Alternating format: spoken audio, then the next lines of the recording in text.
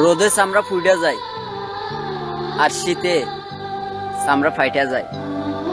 এত কষ্ট করার পরও এই প্রবাসে আসা কারো আপন হইতে পারলাম না।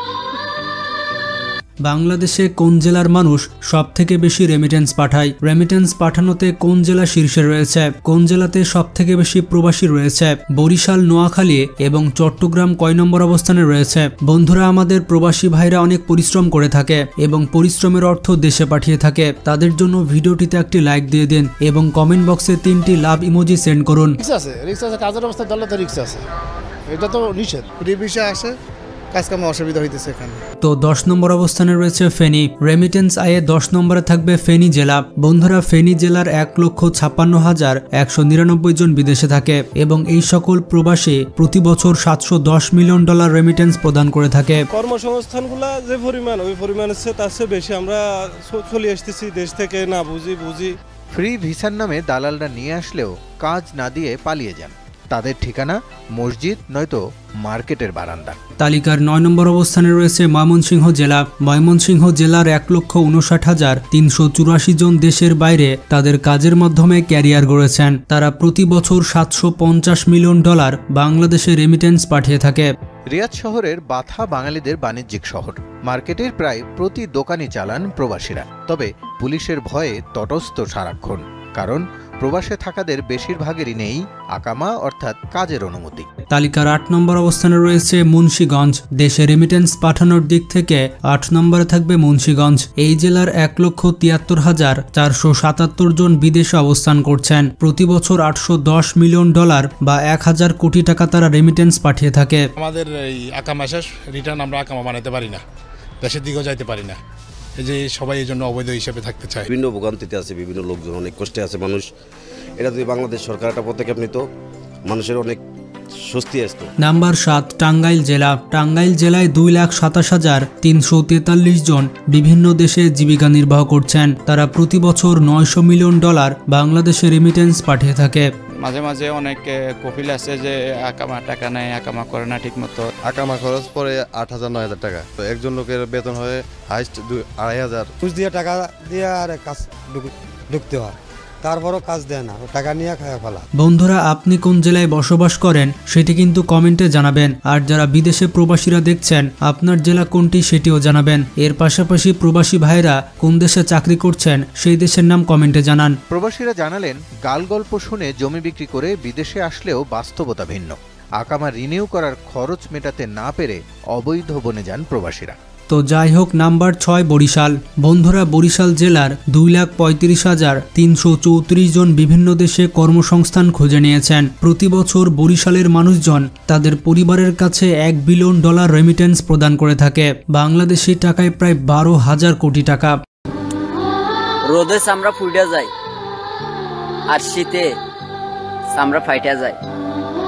এত কষ্ট করার পরও এই প্রবাসে আসা কারো আপন হইতে পারলাম না। নাম্বার 5 চাঁদপুর জেলা। বাংলাদেশে রেমিটেন্স পাঠানোতে সেরা 10টি জেলার তালিকায় 5 নম্বরে থাকবে চাঁদপুর। এই জেলার 2,53,000 মানুষ জীবিকার তাগিদে দেশের বাইরে বসবাস করছেন। তারা প্রতি বছর $1 বিলিয়ন দেশে রেমিটেন্স পাঠিয়ে থাকে। বাংলাদেশের মানুষ মনে করে প্রবাসীরা অনেক মজার খাবার খায়। এই দেখুন আমরা কি খাচ্ছি, অনেকে খালি ভাত খাচ্ছে, কেউ ডাল দিয়ে ভাত খাচ্ছে, কেউ ভাজি দিয়ে ভাত খাচ্ছে। আমরা কোনো রকমের জীবনটা বাঁচিয়ে রেখেছি ভাই, যাতে কাজ করে দেশে টাকা পাঠাতে পারি। তালিকার 4 নম্বরে রয়েছে ব্রাহ্মণবাড়িয়া জেলা। দেশে রেমিটেন্স পাঠানোর দিক থেকে 4 নম্বরে থাকবে ব্রাহ্মণবাড়িয়া জেলা। এই জেলার 2,90,000 মানুষ বিদেশে অবস্থান করছেন। প্রতি বছর তারা $1.1 বিলিয়ন দেশে রেমিটেন্স পাঠিয়ে থাকে, বাংলাদেশি টাকায় 13,200 কোটি টাকা। এটা খুবই খারাপ, ঠিক আছে? দেখতে পাচ্ছেন আমার অবস্থা, কি রোদের ভিতরে গরমে কাজ করতে আছে, ঠিক আছে? তো আপনারা যারা করে না আসছেন, একটু কোম্পানিটা ভালোভাবে জেনে আসবেন, ঠিক আছে? নাম্বার 3 নোয়াখালী জেলা। এই জেলা থেকে 2,95,000 মানুষজন বিদেশে পাড়ি জমিয়েছে। তারা প্রতি বছর দেশে $1.9 বিলিয়ন রেমিটেন্স প্রদান করে থাকে, বাংলা টাকায় 22,800 কোটি টাকা। প্রথমবারের মতো কোনো অর্থ বছরের প্রথম 9 মাসের মধ্যে 8 মাসেই $200 কোটি বেশি করে প্রবাসী আয় দেশে আসার রেকর্ডও হলো এবার। নাম্বার 2 চট্টগ্রাম জেলা। অবাক করা বিষয়টি হচ্ছে এই জেলার 5,41,709 জন মানুষ বিদেশে অবস্থান করছে। করছেন। তারা প্রতি বছর $2.5 বিলিয়ন রেমিটেন্স বাংলাদেশে পাঠিয়ে থাকে। বাংলাদেশি টাকায় প্রায় 30,000 কোটি টাকা। আগের মতো এখন আর সেই ব্যাংক দেউলিয়া হয়ে যাবার ভয় নাই, তাই নিশ্চিন্তে সবাই রেমিটেন্স দেশে পাঠাতে পারে। নাম্বার 1 কুমিল্লা জেলা। বাংলাদেশে রেমিটেন্স পাঠানোর দিক থেকে 1 নম্বর জেলা হচ্ছে কুমিল্লা।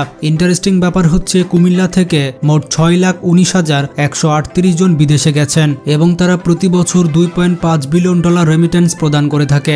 বাংলাদেশি টাকায় প্রায় 30,000 কোটি টাকা। এটি বাংলাদেশের প্রবাসী সংখ্যা এবং প্রবাসী আয়ের দিক থেকে সব থেকে বেশি। সর্বশেষ তথ্য অনুযায়ী বিশ্বের বিভিন্ন দেশে বাংলাদেশি কর্মী সংখ্যা 1,95,13,460 জন। এই বিশাল প্রবাসী জনগোষ্ঠীর পাঠানো রেমিটেন্স দেশের অর্থনীতিতে রাখছে গুরুত্বপূর্ণ ভূমিকা। বন্ধুরা, একটি দেশের অর্থনীতির জন্য রেমিটেন্স কতটা গুরুত্বপূর্ণ তা আমরা ইতিমধ্যে দেখেছি। তাছাড়া প্রবাসীরা অনেক কিছুই করতে পারে, সেটা আমরা কোটা আন্দোলনের সময় দেখতে পেয়েছি। প্রবাসীরা নিজের আত্মীয় স্বজনদের কাছে টাকা পাঠিয়ে থাকে। এটা শুধুমাত্র তাদের পরিবারের জন্যই গুরুত্বপূর্ণ নয়, এটা দেশের অর্থনীতির জন্য অনেক গুরুত্বপূর্ণ। অধিক বেতন এবং উন্নত কর্মপরিবেশ এবং উন্নত জীবনের আশায় এই সকল মানুষ দেশ ছেড়ে বিদেশে পাড়ি জমায়। বিদেশে বসে প্রবাসী কর্মীরা যেন স্বজনদের বিপদে আপদে পাশে দাঁড়াতে পারেন, সেজন্য বাংলাদেশের বাণিজ্যিক ব্যাংকগুলো প্রবাসীদের 10 লাখ টাকা পর্যন্ত ঋণ দেবে। এই সকল প্রবাসীরা যে টাকা পাঠায় তা দেশের অর্থনীতিকে শক্তিশালী করে। রেমিটেন্স বৃদ্ধির সাথে সাথে দেশের মানুষের মাথাপিছু আয় এবং জিডিপির পরিমাণ বৃদ্ধি পায়। রেমিটেন্স অর্জনের দিক থেকে 1 নম্বরে রয়েছে ভারত আর 6 নম্বরে রয়েছে বাংলাদেশ। 2024 সালে ভারত সব থেকে বেশি রেমিটেন্স অর্জন করেছে। তাদের রেমিটেন্সের পরিমাণ ছিল 1 বছরে $129 বিলিয়ন, আর বাংলাদেশ 6 নম্বর অবস্থানে রয়েছে $23 বিলিয়ন নিয়ে। 2025 সালে মার্চ মাসে বাংলাদেশের ইতিহাসে সব থেকে বেশি রেমিটেন্স এসেছে, যেটা করোনা প্যান্ডামিকের সময়কেও ছাড়িয়ে গিয়েছে। আশা করা যাচ্ছে এই রেমিটেন্সের পরিমাণ দিন দিন বৃদ্ধি পাবে। ভিডিওটি বেশি বেশি শেয়ার করে সবাইকে জানিয়ে দিন। আজকে পর্যন্তই। নিজে ভালো থাকবেন, অপরকে ভালো রাখবেন। আল্লাহ হাফেজ।